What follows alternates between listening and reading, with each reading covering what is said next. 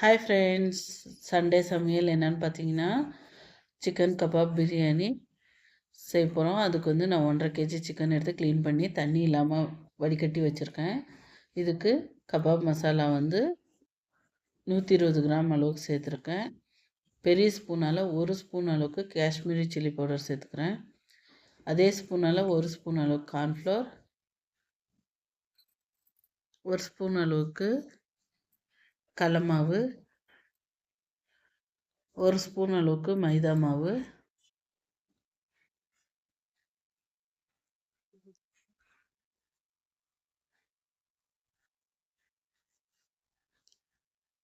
ஒரு 50 கிராம் அளவுக்கு தயிர் சேர்த்துக்கிறேன்.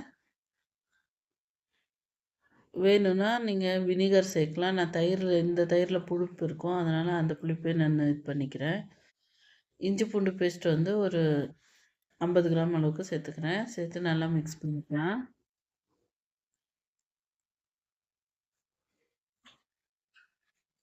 மிக்ஸ் பண்ணி ஒரு ஒரு ஒரு மணி நேரம் ஊறத்துக்கு வச்சிடலாம். நல்லா கொஞ்சம் கூட தண்ணி இல்லாமல் இந்த அளவுக்கு நல்லா பிசைஞ்சு வச்சிடலாம்.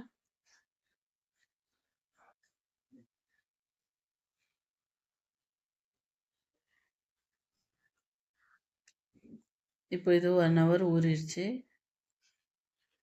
எண்ணெய் வச்சுருக்கேன். எண்ணெய் ஹீட் ஆனதும் ஒன்று ஒன்றா போட்டு எடுத்துக்கலாம். பாருங்கள், தண்ணி எதுவும் நிறையா இல்லாமல் கரெக்டாக இருக்குது பாருங்கள். இந்த அளவுக்கு இருக்கணும். இப்படி ஃப்ரை பண்ணி எடுத்தால் தான் மொறு மொறுன்னு சூப்பராக இருக்கும். ரொம்ப கொஞ்சம் தண்ணியோடு போட்டால் ஒரு நல்லா இருக்காது. எண்ணெய் நல்லா காஞ்ச பார்த்து தான் போடணும். நான் கொஞ்சமாக எண்ணெய் வச்சுருக்கேன், ஏன்னா எண்ணெய் வந்து வேஸ்ட் ஆகிடும். அதனால் வந்து கொஞ்சமாக வச்சுருக்கேன். அதுக்கு தகுந்த அளவுக்கு மட்டும் சின்ன சின்ன பேட்சாக போட்டு ஃப்ரை பண்ணி எடுத்துக்கலாம்.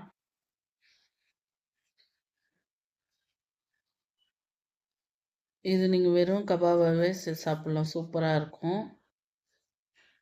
சரி, வீட்டில் எல்லோரும் பிரியாணி கேட்டாங்கன்ட்டு பிரியாணியாக செஞ்சிட்ருக்கேன். அதுவுமே நல்லா டேஸ்ட்டாக சூப்பராக இருக்கும். நீங்கள் என்ன செஞ்சு பாருங்கள்.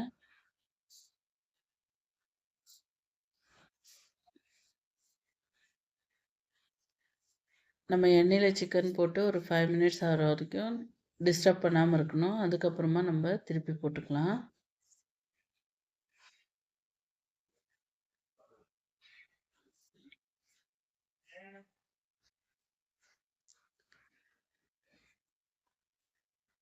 ரெண்டு பக்கமும் நல்லா சிகப்பாக வர அளவுக்கு ஃப்ரை பண்ணி எடுத்துக்கலாம்.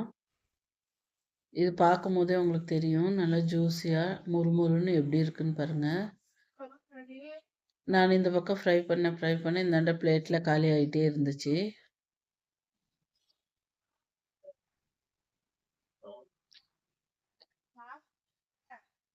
இதே மாதிரி எல்லா சிக்கனுமே ஃப்ரை பண்ணி எடுத்துக்கலாம். இப்போது அடுப்பில் பிரியாணிக்கு பாத்திரம் வச்சுருக்கேன். நான் அந்தாண்ட அடுப்பில் சிக்கன் மாற்றிட்டேன். கபாபோட எண்ணெயே சேர்த்துருக்கேன், அப்போ தான் அந்த ஃப்ளேவர்ஃபுல்லாக இருக்கும். பட்டை, கிராம்பு, ஏலக்காய், பிரிஞ்சி இலை இவ்வளவும் சேர்த்துக்கிறேன். 400 கிராம் அளவுக்கு வெங்காயம் சேர்த்து நல்லா ஃப்ரை பண்ணிக்கிறேன். நான் 1 கிலோ அரிசி தான் போட போகிறேன், அதனால் 400 கிராம் வெங்காயம் கரெக்டாக இருக்கும். சைடு பை சைடு நான் சிக்கனுமே ஃப்ரை பண்ணி எடுத்துட்ருக்கேன்.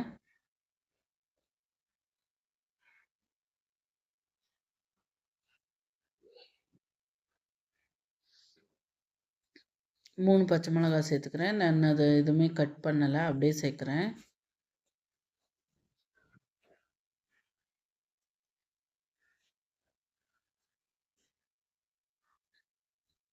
வெங்காயம் இந்த அளவுக்கு ஃப்ரை ஆன பார்த்து தக்காளி சேர்த்துக்கிறேன். தக்காளி வந்து 2 தக்காளி தான் சேர்த்துருக்கேன். நான் சேர்த்துருக்கிறது பெங்களூர் தக்காளி, அதனால புளிப்பு இருக்காது. அது ஆப்பிள் தக்காளின்னு சொல்லுவாங்க. அது நீங்கள் வந்து நாட்டு தக்காளி சேர்க்குற மாதிரி இருந்தால் சைஸ் சின்னதாக இருக்கிறத பார்த்து சேர்த்துக்கோங்க, இல்லைனா ஒரு தக்காளி சேர்த்துக்கோங்க. இதில் 2 ஸ்பூன் அளவுக்கு இஞ்சி பூண்டு பேஸ்ட் சேர்த்து அதுவுமே நல்லா ஃப்ரை பண்ணிக்கிறேன். தக்காளி, வெங்காயம், இஞ்சி பூண்டு பேஸ்ட்டெல்லாம் நல்லா மசிஞ்சு வரணும், அந்த அளவுக்கு ஃப்ரை பண்ணிக்கலாம். இந்த ஸ்டேஜில் நான் தயிர் சேர்த்துக்கிறேன். தயிர் வந்து ஒரு 3 ஸ்பூன் அளவுக்கு தான் சேர்த்துக்கிறேன், சின்ன ஸ்பூனால் அதிகமாக சேர்க்கலை.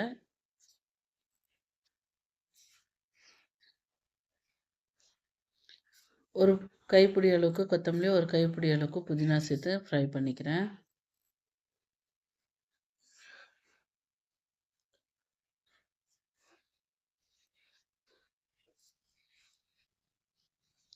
இதில வந்து காஷ்மீரி ரெட் சில்லி பவுடர், தனியா பவுடர், கரம் மசாலா பவுடர், மஞ்சத்தூள் இவ்வளவும் சேர்த்துருக்கேன். ஒரு ஸ்பூன் அளவுக்கு சேர்த்துருக்கேன். மஞ்சத்தூள் மட்டும் 1/4 ஸ்பூன் சேர்த்துருக்கேன். இந்த மசாலா எல்லாமே சேர்த்து நல்லா ஃப்ரை பண்ணிக்கலாம். உங்களுக்கு காரம் பத்தலைன்னா இன்னும் கொஞ்சம் சேர்த்துக்கலாம். எனக்கு செக் பண்ணி பார்க்கும்போது காரம் பத்தல. நான் இன்னும் ஒரு ஸ்பூன் அளவுக்கு சேர்த்துக்கிட்டேன். இந்த கிளாஸால நான் 3 கிளாஸ் அரிசி எடுத்திருக்கேன். அதனால 4 1/2 கிளாஸ் தண்ணி வச்சிருக்கேன். என்ன கணக்குன்னு பார்த்தீங்கன்னா, 1 கிளாஸுக்கு 1 1/2 கிளாஸ் தண்ணி, 20 நிமிஷம் அரிசி ஊறியிருக்கு. அதனால. அரிசி ஊறலன்னா 2 கிளாஸ் தண்ணி எடுங்க. 1 கிளாஸ் அரிசிக்கு 2 கிளாஸ் தண்ணி. நானு இன்னொரு அடுப்புல தண்ணி அளந்து வச்சு கொதிக்க வச்சு எடுத்து வச்சிருக்கேன். இப்போ 2 ஸ்பூன் அளவுக்கு கல் உப்பு சேர்த்துக்கிறேன். கல் உப்பு சேர்த்து நல்லா கொதி வந்து பார்த்து அரிசி தண்ணி இல்லாம வடிகட்டி சேர்த்துக்கிறேன்.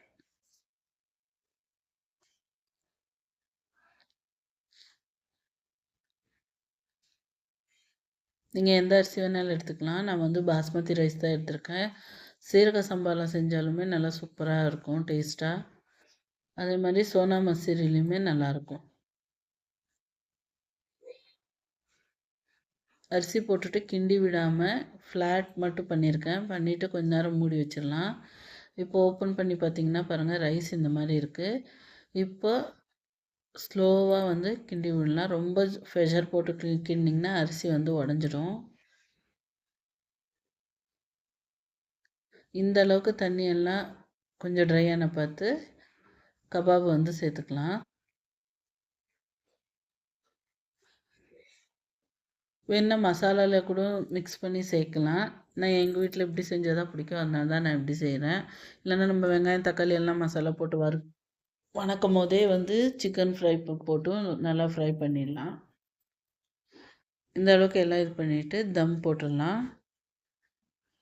எப்பயுமே தம் போடும்போது பாத்திரத்துக்கு கரெக்டாக இருக்கிற மாதிரி தட்டிடுங்க. அப்போ தான் தம் நல்லா வரும். இதுக்கு போட்டுட்டேன் நான். இப்போ வெயிட் வச்சுருக்கேன். 20 மினிட்ஸ் விட்டு ஓப்பன் பண்ணி பார்க்கலாம். நான் வந்து இன்னொரு பக்கம் தோசைக்கல் வந்து சூட் பண்ணி வச்சுருக்கேன். இது நாங்கள் யூஸ் பண்ணாத கல், தம்முக்குன்னே வச்சுருக்கேன். இந்த கல்லை நல்லா ஹீட் பண்ணியிருக்கேன், இரும்பு கல். அது மேலே வச்சு மீடியம் ஃப்ளேமில் 20 மினிட்ஸ் வந்து நான் தம் போட்டு எடுத்துக்கிறேன். இப்போ 20 மினிட்ஸ் ஆகிடுச்சி. ஓப்பன் பண்ணி காட்டுறேன் பாருங்கள். எவ்வளோ சூப்பராக கிச்சனே அவ்வளோ ஸ்மெல்லாக நல்லாயிருக்கு. தம்முமே உடச்சி காட்டுறேன் பாருங்கள். சாப்பாடு ஒன்றுக்கு ஒன்று ஒட்டாமல் உதிரி உதிரியாக எவ்வளோ சூப்பராக இருக்குன்னு பாருங்கள். நீங்களுமே செஞ்சு பார்த்துட்டு எப்படி இருக்குன்னு எனக்கு கமெண்ட்டில் சொல்லுங்கள். இது தம்மு சீக்கிரம் உடச்சிட்டேன். நீங்கள் வந்து 20 நிமிஷம் தம்மில் விட்டு 10 நிமிஷம் ரெஸ்ட்டில் விட்டு ஓப்பன் பண்ணிங்கன்னா இன்னும் சூப்பராக இருக்கும். நான் வீடியோக்கோஸ்கரம் சீக்கிரமாக எடுத்துட்டேன். அதனால் எனக்கு வந்து பவுலுக்கு மாற்ற முடியல, ரொம்ப சூடாக இருந்தது.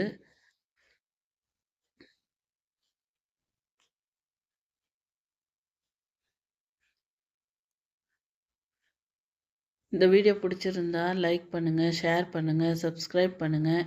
எனக்கு சப்போர்ட் பண்ணுங்கள். தேங்க்யூ ஃபார் வாட்சிங்.